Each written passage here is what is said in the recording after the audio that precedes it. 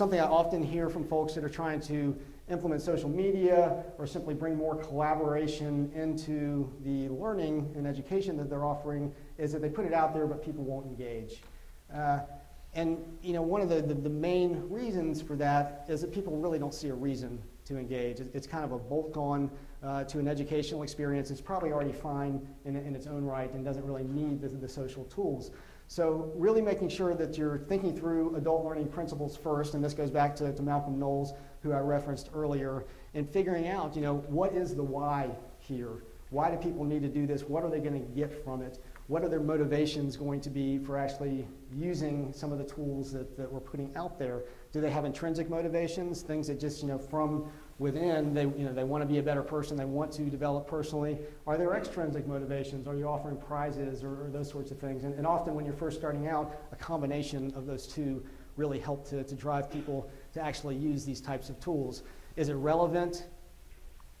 Can they use it to learn by doing, which adults really like? Does it help to draw on prior knowledge? And I think this is a big one in using social and new media tools, because one of the biggest challenges that anybody like me standing in front of a room faces, and that all of you face as people who are offering education, is that you get people in the room who have a wide range of knowledge that they're bringing into the room. And one of the strongest predictors of how well people are going to learn in any given situation is what they're bringing to the situation in the first place. What are they building off of?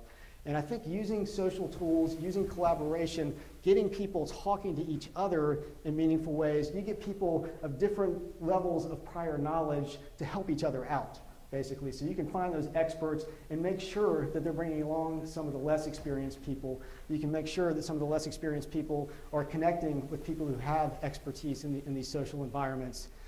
Finally, and this isn't confined just to adult learning, but I think the new media tools and the ability to put out different versions of stuff and to continually tweet out and post to Facebook and all these sorts of things, you get a lot of repetition out there, which is actually a good thing from the standpoint of learning, because people need to hear things many times and experience them in many ways to get the full benefit of learning. That's just a fundamental principle of learning that applies across all ages. So I think the tools that we've been talking about can lend themselves very well to supporting learning principles, but you have to have those learning principles in mind as you start to deploy the tools.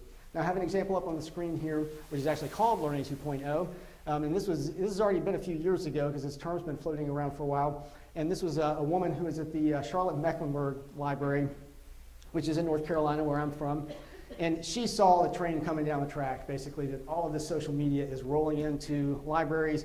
People show up at libraries these days to use computers. That's one of the main things that libraries do, is they provide public computing, and they're starting to ask questions about what's this Facebook thing, how do I go to LinkedIn, how do I put my resume online, I'm looking for a job. So librarians were getting questions they'd never been trained to answer before, they didn't know how to handle. So she said, I've got to put together an initiative that's going to get people as deeply immersed in this as quickly as possible so they understand how these tools work and how they're relevant to what they're doing in their day-to-day jobs. So she put together basically a discovery type of learning situation. Discovery learning doesn't work in all situations, but it happens to work well for adult learners, particularly in situations where it's very relevant to their job and where they really can learn what they need to learn by doing. So she was really drawing on learning principles to take this approach to her initiative, and her initiative was to set up 23 things for people to basically try out.